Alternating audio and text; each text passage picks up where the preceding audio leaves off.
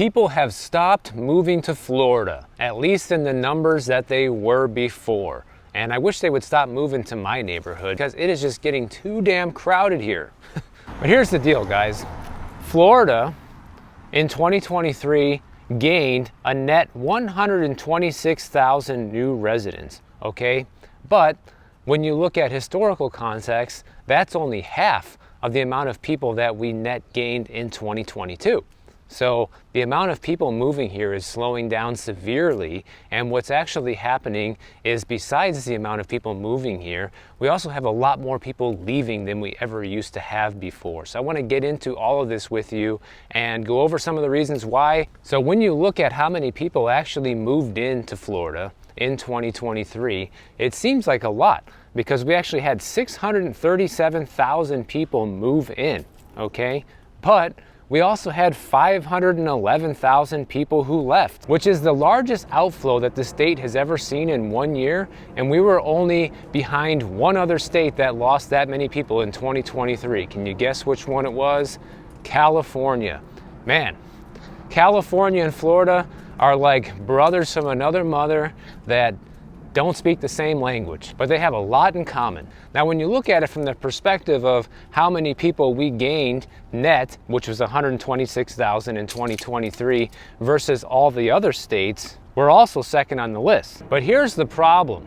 When you look at what's going on a graph, and you kind of put this on a timeline of the amount of net migration inflow that we're seeing to Florida, it's slowing down substantially. I mean, take a look at this chart right here. Going all the way back to 2013, the net migration back then was 105,000. And then we kind of saw a little bit of an uptick from then up until 2016 or so, then started coming back down again, and then started going back up even before the pandemic. But look at that sharp decline, guys. That is not just a gradual decline, that is a sharp decline, bringing us all the way back to about 2018 numbers in terms of net inflow migration in Florida. So we are losing a lot of people as well as gaining a lot of people. And some of the reasons are things like people's income. People can't afford to live here anymore. There's a lot of people who are leaving.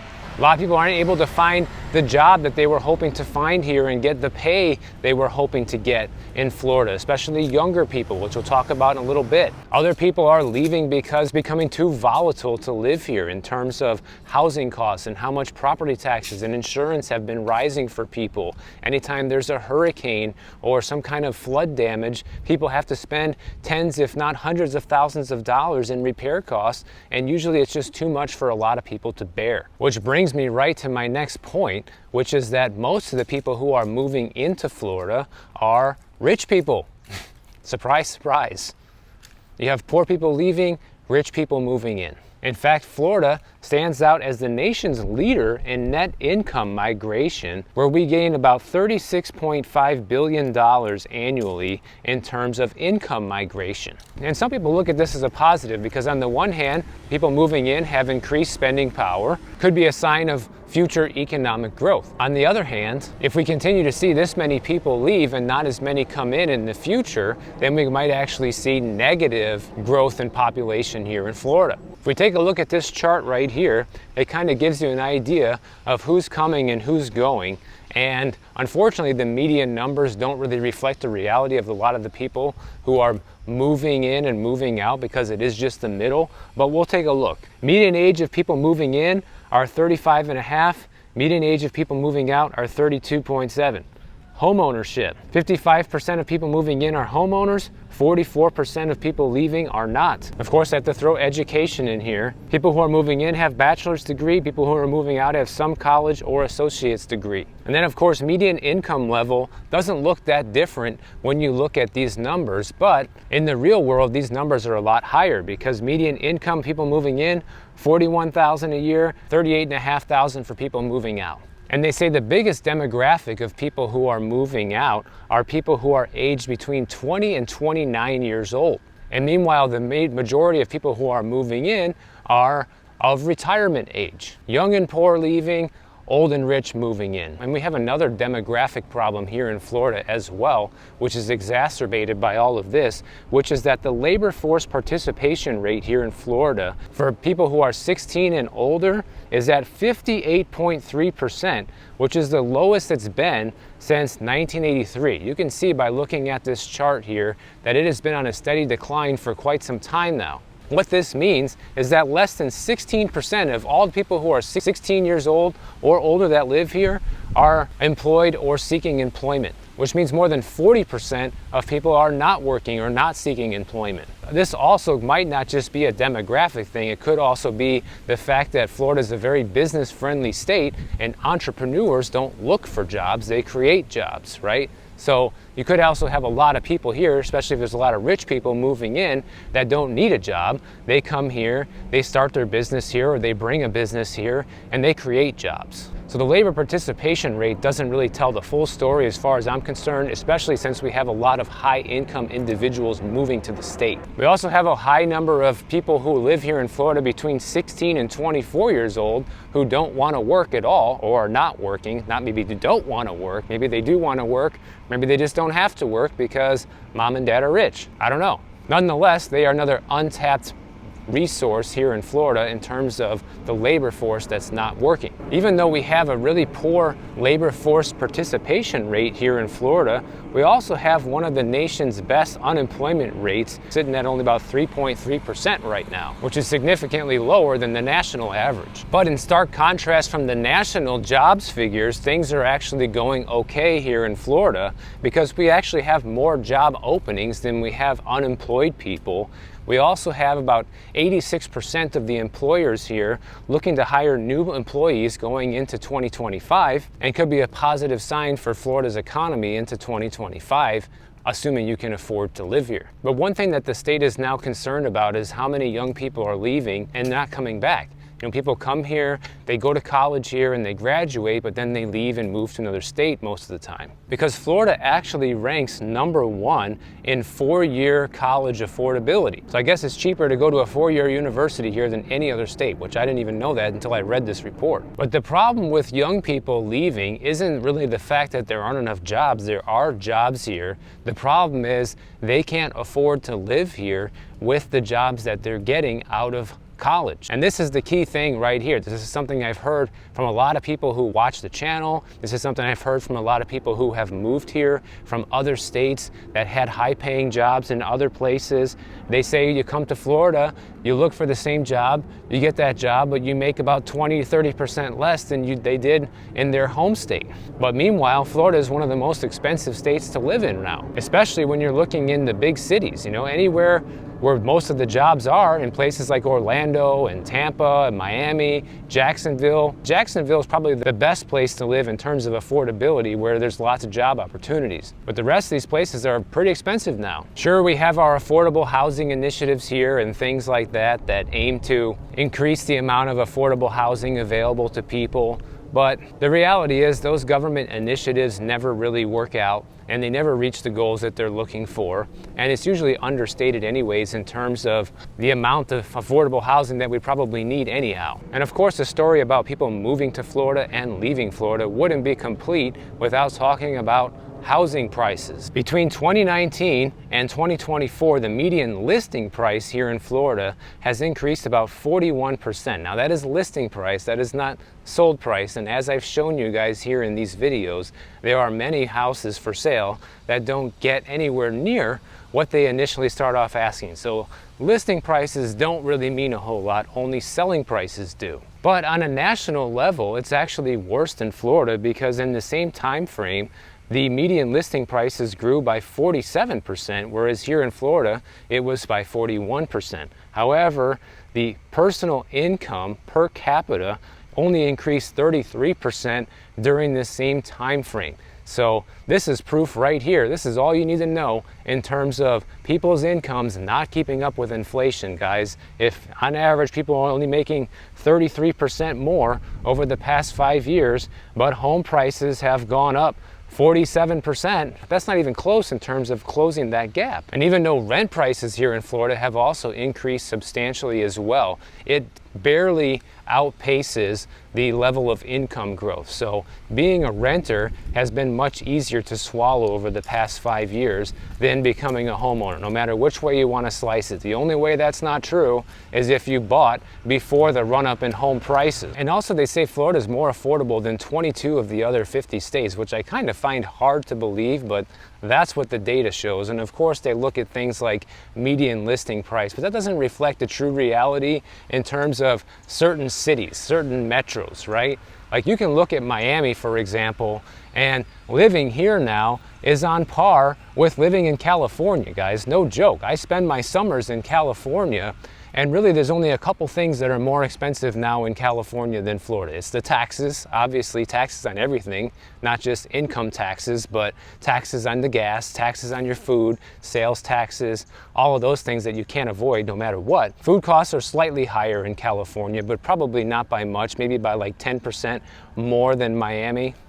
And it depends on where you're at in California, because I noticed too that in LA, the food prices are on par with Miami, but you go to the Bay Area where I like to spend my summer, and it's about 10-15% more expensive up there for whatever reason. Then of course you have gas prices in California that are consistently higher than Florida. Housing prices, however, we've closed the gap.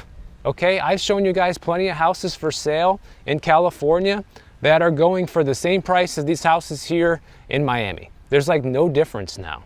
And actually it will cost you more now to buy one of these houses here in Miami due to the property taxes and insurance, even if you're buying a house that's the same price as in California. Unless you're buying in a highly fire-prone area over there and you buy the same exact price house as you're looking at buying here in Miami, I can pretty much guarantee you that monthly mortgage payment on that house is going to be now lower in California than it is in Miami, which is just wild. Now we're losing most of our residents to 3 states, which is Tennessee, North Carolina, and Georgia, which just from my own personal experience is definitely true. Every time I talk to a neighbor or I hear about them moving or leaving the state, these are all the places they always say that they're going. But people who are leaving Florida for affordability reasons might not have to wait a whole lot longer for that affordability to come back down to earth, because as I've shown you guys in numerous previous videos, that prices here are coming down substantially, especially because of the inventory situation. Inventory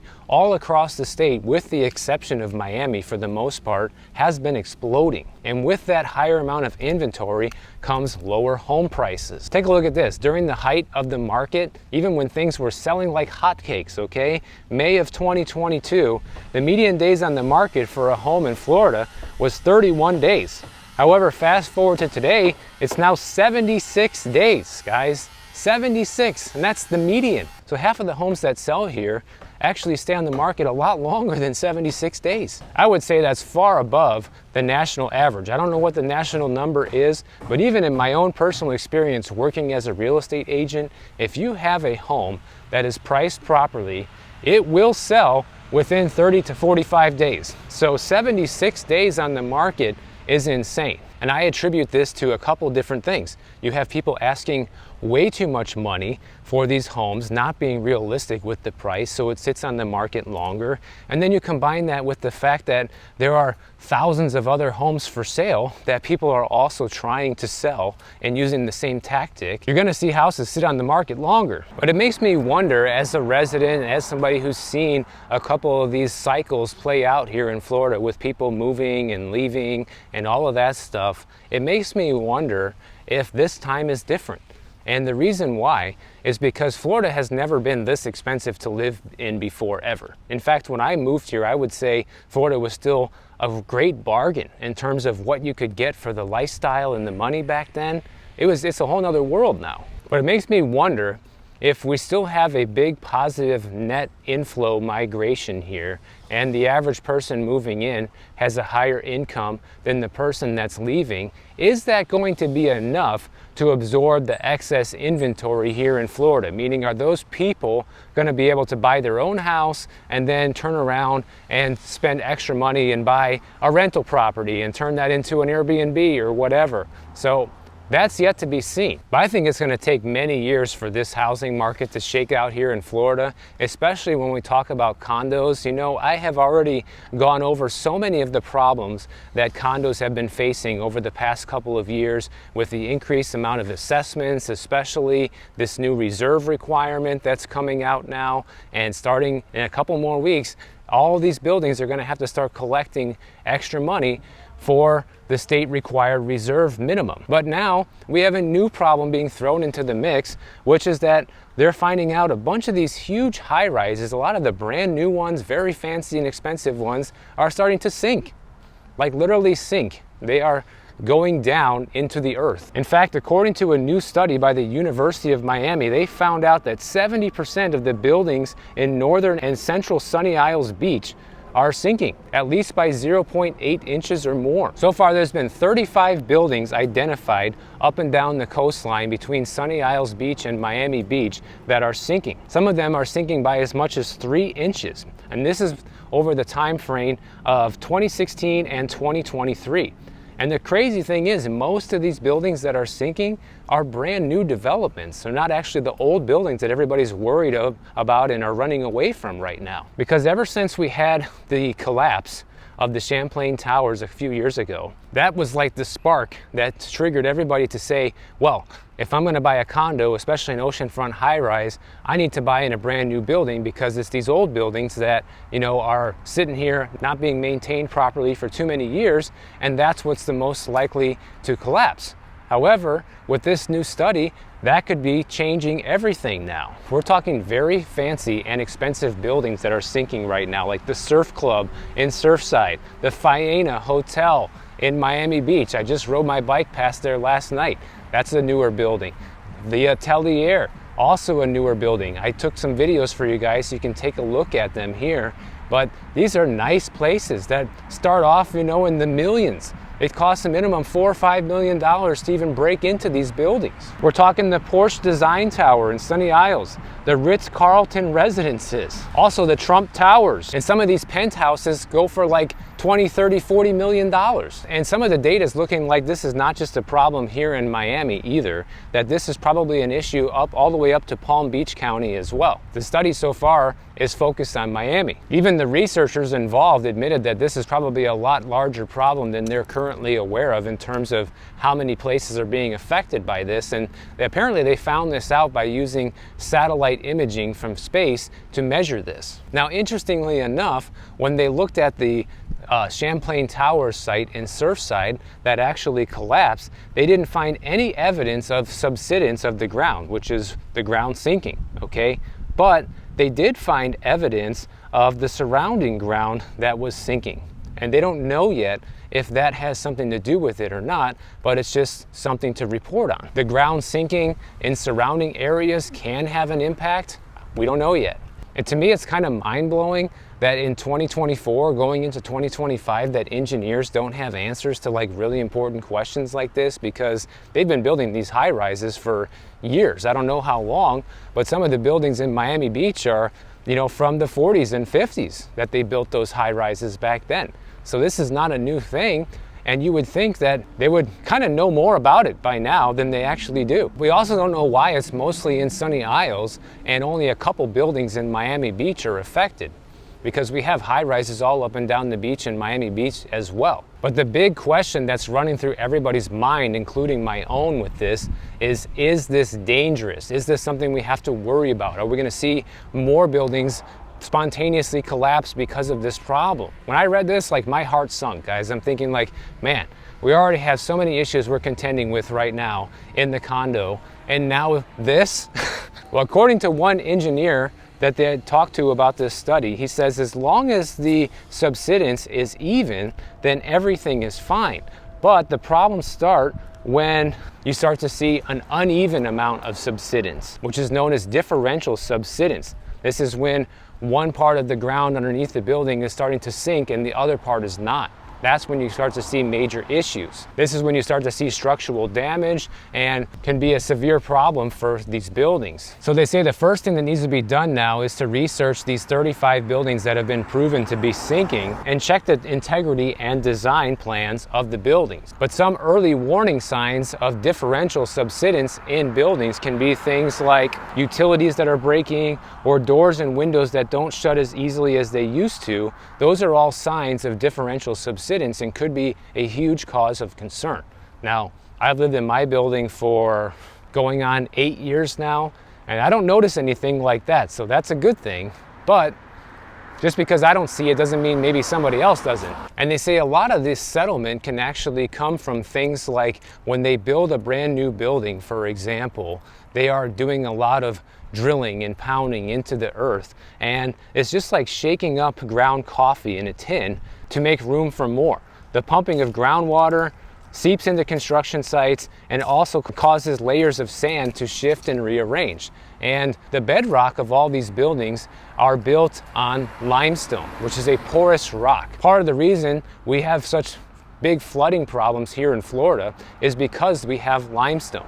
So when we get high tides and a lot of rain and things like that, we see a massive amount of flooding, not just because of how much rain we're getting, but because the water actually comes up from underground. The water very easily penetrates the limestone and literally seeps up through the ground. And so you have flooding from above and below, which is why the flooding here gets to be so extreme, even with just a few inches of rain. And they say one of the biggest issues that we have to worry about is the seawater seeping into limestone, which can lead to the corrosion of the pillars on the high rises that these buildings stand on. So obviously that's like the ultimate worst case scenario. So this is not just a problem on Miami Beach or just a problem in Sunny Isles Beach. It's a problem anywhere in the world where they build a high rise with a foundation of limestone underneath could end up having these similar issues.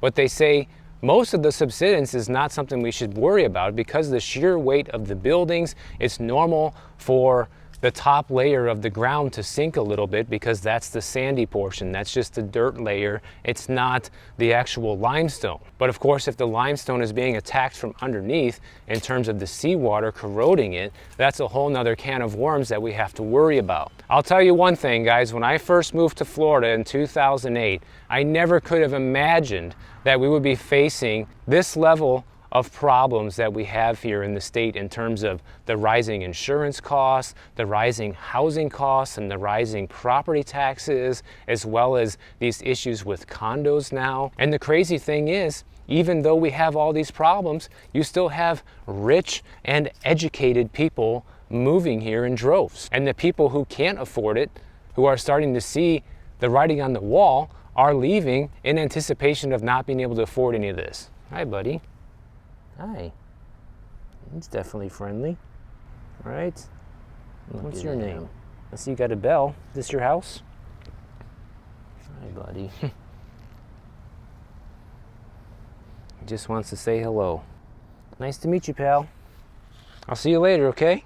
But it's kind of mind-blowing in the sense that I moved here and it was a cheap place to live, right? I used to live in an oceanfront one-bedroom condo, guys. 1 bedroom, 1.5 bath, parking space, balcony, side ocean view, not direct ocean view, for $1,000 a month. In fact, I got it lowered to $900 a month the following year.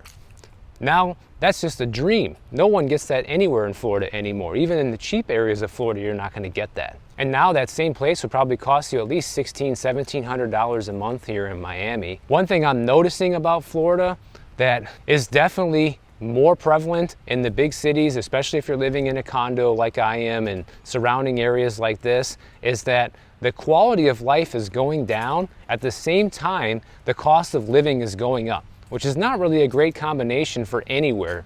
But if you would have told me that all of this would have happened this fast over the span of like 5 years or so, I never would have believed it. And while I'm not in the position where I feel like I want to leave the state entirely, I'm definitely in the position where I feel like leaving the condo life behind, because it is just too many problems to deal with. And luckily, there's so many people that still want these things that I could still sell it for a decent price, because even though all these stories are coming out, even though people are aware of all the assessments and all the problems we're having, people still come here and they still buy these places. So that's actually good news for me if I decide to get out, which I'll keep you guys posted on. So if you enjoyed this video, make sure you subscribe to the channel. And if you don't want to wait for my next video to come out, check out this one on the screen right over here, and I'll see you in the next one.